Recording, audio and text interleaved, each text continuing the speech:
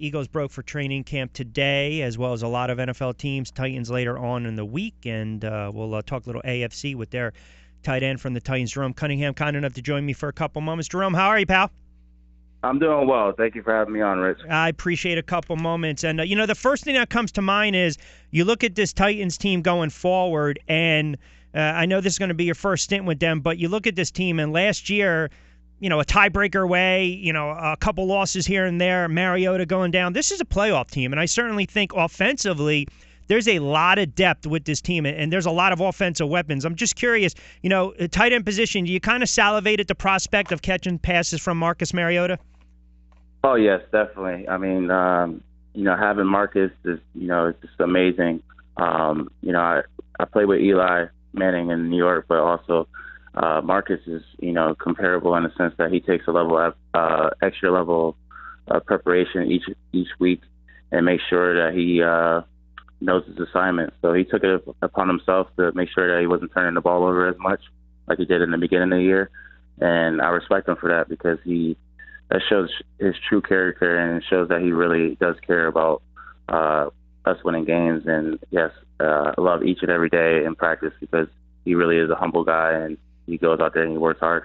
I was looking at some of the young quarterbacks in the NFL, and I thought going into last year, I thought you were going to see Jameis Winston and Marcus take that next step, and then we saw, the likes of a Derek Carr in our backyard, obviously, with Carson Wentz and the Eagles. You got Dak Prescott with the Cowboys that you're familiar with. When you have an opportunity to play with a quarterback like a Mariota, first of all, it's tough to gauge him from a guy like Eli that you play with, a veteran Super Bowl winner, two-time champ. Mm-hmm. But when you look at some of these young quarterbacks, where do you kind of rank Mariota, and what makes him so special?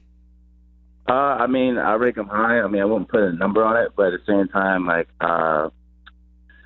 what makes him so special is just the way that he comes into work each and every day and makes sure that he takes the extra film study, the extra preparation, and he takes it upon himself when he turns the ball over, and he makes sure that everyone's on the same page. So he seems like he doesn't get rattled at all either.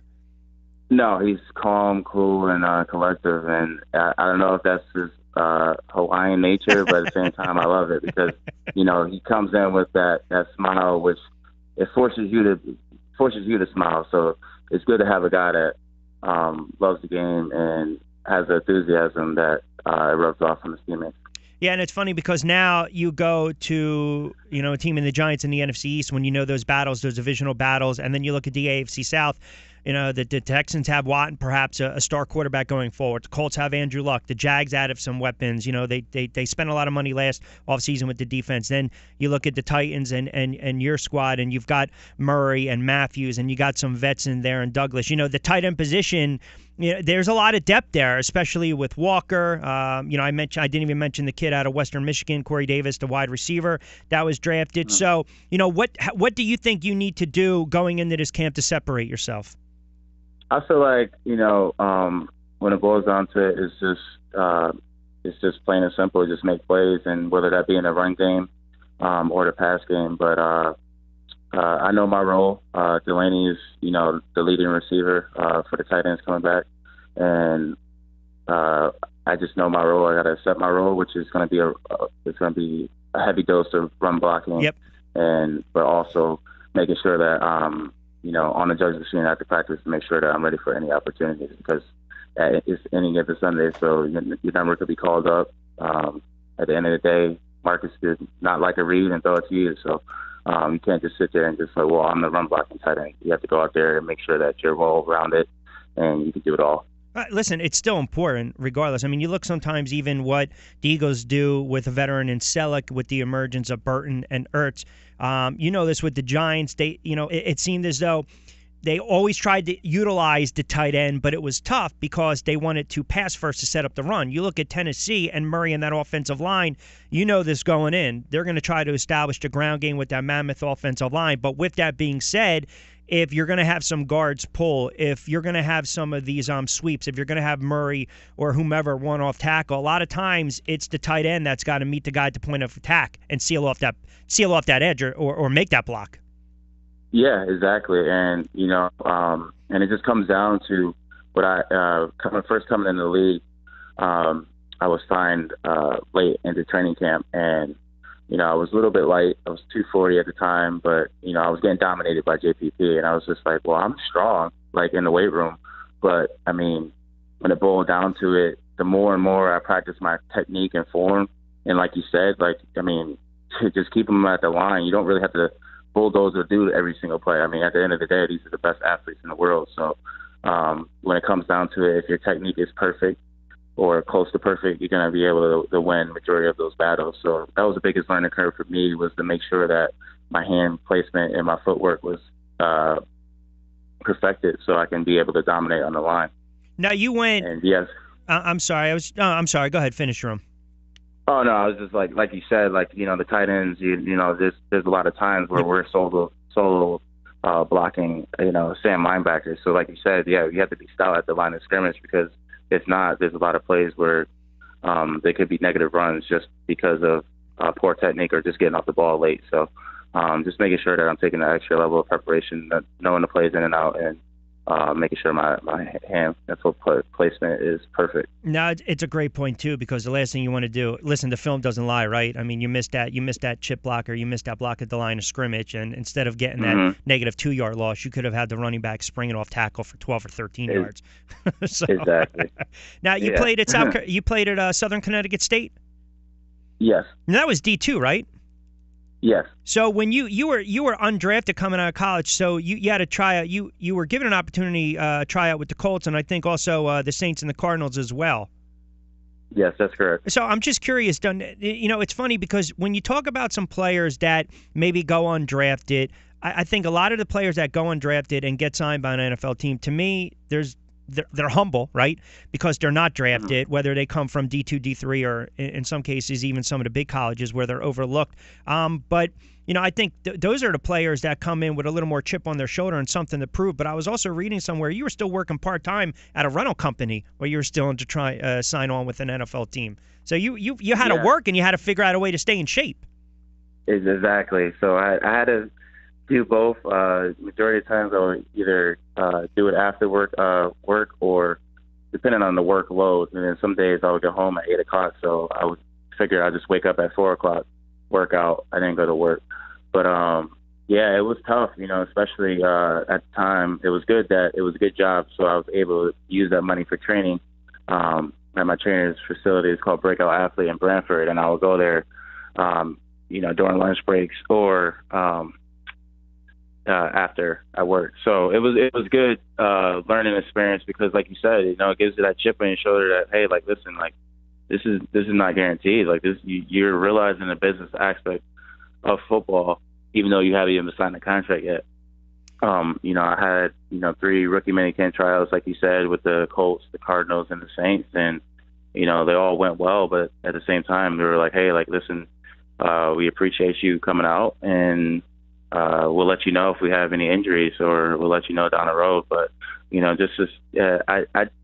I hate taking no for an answer, and I like to just make sure that I'm working hard, because growing up in Waterbury, Connecticut, nothing was given to me, which is another factor that enabled me to continue to work hard and never give up. So yeah, like you said, the undrafted life is crazy, and it's not fun. It's not fun, but at the same time, you are respected right. the longer that you play. There's a lot of people that are like, hey, you played 1 year with the Giants, 2 years on practice squad. You came out of Southern Connecticut State. A lot of people don't even know that there's other schools besides UConn and Connecticut. So, but it's fun to sit there, and people ask me all the time about Connecticut, and I just make sure that I want to leave my legacy and make sure that I represent my state and my community. Hey, listen, the whole point of it, right? You got to enjoy the journey, no matter how many times you get cut or how many times you get signed. We know this, even when it comes to practice squad. I call you guys, with all due respect, guys that have signed or even get cut or released and then play with the practice squad. A lot of times they're mercenaries, because you guys have to you have to bust it more than anyone out there, because you got to figure out a way to stand out. You just have Exactly. to. And then, and it's funny, you mentioned some of the teams that you tried out with. So you mentioned the Saints. So you got Drew Brees as quarterback. You got Carson Palmer with Arizona. You had Andrew Luck with Indianapolis. You played with Eli. I know you were with the Jets as well. Now you're with Tennessee, and you got a quarterback in Mariota. So I know it's not anything you're taking for granted. I'm curious to ask you this, though. When you look around the NFL and you look at some of these tight ends, do you think the tight end position, it seemed as though a couple years ago was a lost art, but now we're starting to see those 6'4", 6'5", those 6'6" tight ends that are 260, 270, 250 with big hands, and it just seems like the tight end now has become, it's back to kind of being that glamorous position in the NFL. Yeah. I mean, yeah, like you said, like you got the, you got the freaks of the world like Gronkowski, 6'6", 6'7", 265, running 4.5 all day. And you also got, some smaller tight ends, like Jonnu Smith on our team, 6'3", 248. And, everyone, thinks he's going to come in and receive, which he will. But at the same time, he's strong enough at the point of attack and in the weight room. I work out with him, and he's, strong enough where he can hold his own on the line, even though he's 25, 30 pounds lighter than the guy across from him. So, like you said, like it's the game has been evolving, and especially at the tight end position, like where you're seeing these freakish athletes that had a background in basketball or were too big to play receiver, so that their coaches moved them down to tight end because they figured that would be a mismatch. But it's great to see all these athletes because especially like Delaney Walker, like coming in as a former receiver, and the stuff that he does at tight end, I'm sitting there like, wow. Like, he's underrated. He's an underrated player. Yeah. Very underrated. He runs good routes as well. And you mentioned like the basketball players that are converted to tight ends. I mean, you look no further than a guy like Gaetano Gonzalez back in the day. When you look at the AFC South coming from the NFC East, and then you look at the AFC South, and I mean, I'm looking at a couple of these first 4 games of the season for you guys out of the chute. And I know when the schedule comes out in April, everyone likes to play that dicey win-loss game. Well, now we're in July, August. And you say, listen, you guys are going to be tested. You got the Raiders. If Carr doesn't get hurt, they're making a run last year. Jacksonville, that's a divisional opponent. Seattle's always a tough out. Then at Texans, at the Dolphins. I know players per se don't look at the schedule as a whole, but, I mean, listen, you got 3-4 games that coming out of the chute maybe define the season. Yeah, I mean, it truly is, like sitting there and you like you say, you don't really want to look ahead. You want to set a goal, and then once you achieve that goal, then the next goal. And like you said, we have to take it as a week by week basis. But like at the end of the day, a lot of teams could look good on paper, and I'm loving the way that we're looking right now. But at the same time, we still have to handle business, because at any on Sunday it's guerrilla warfare, and anything can happen. Like you can have the better team, but if you turn the ball over, you're like one turnover, you're 78% likely to lose the game. So if we continue to keep handling the ball and making sure that we're taking care of the ball and making sure that we're getting takeaways, I feel like we'll have a great year. But like you said, like it's good to see those teams, but at the same time, like working just as hard as us. At the end of the day, we're all 0-0, and we all have goals and aspirations that we want to achieve. And the biggest thing is just to worry about us as a whole getting better each and every day in practice and making sure that we're ready for game one. 2 more before I let you get out here. And again, Titans tight end Jerome Cunningham joining me for a couple moments. We'll take you up to 2 o'clock. As a player watching the Super Bowl last year and everything unfold, I mean, do you sympathize with the Falcons in that situation, or you kind of marvel at the fact that, Tom Brady, you can make the case arguably one of the greatest quarterbacks ever, or at least of this generation. I mean, as a player, you're watching that unfold last year. What's going through your mind? Well, it was a little bit different for me because I grew up a Patriots fan. So, every time I see them on TV, I try to make sure that, I mean, obviously I'm a fan of whatever team I play for, but I make sure that I check in. Yeah, I make sure that I check in and see how they're doing. And like you said, like in that Super Bowl, like, the game, it was interesting stats all across the board.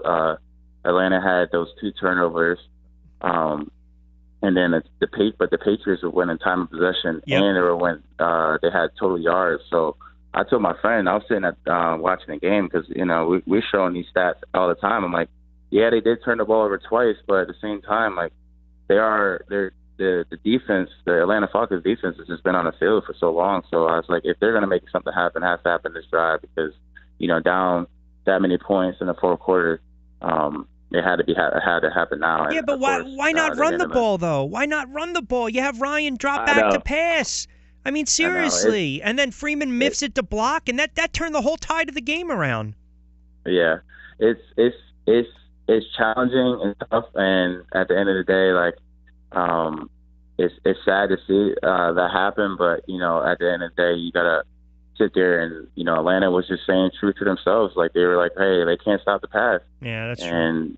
And they were just going with they have Julio Jones and they have a great receiving corps, so they figured that they were just gonna have faith and give it to their skill players and tackle them. And that's basically what their thought process was. But it sucks though. It's good to have a coach or coaches that have faith in you, but it just sucks that it didn't go in their favor though.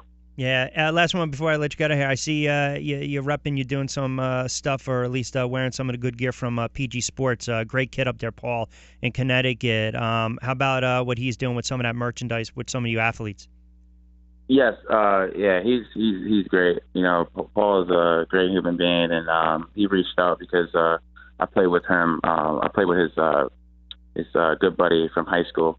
And I played with him at Southern Connecticut State. So he reached out to me, and he just had great motivational T-shirts that I sit there and like, yeah, my leg's a little bit sore, and then do I want to work out? There's days like that, Sure. But at the same time, I look at the shirt and it just says one of the shirts they gave me is consistency is key.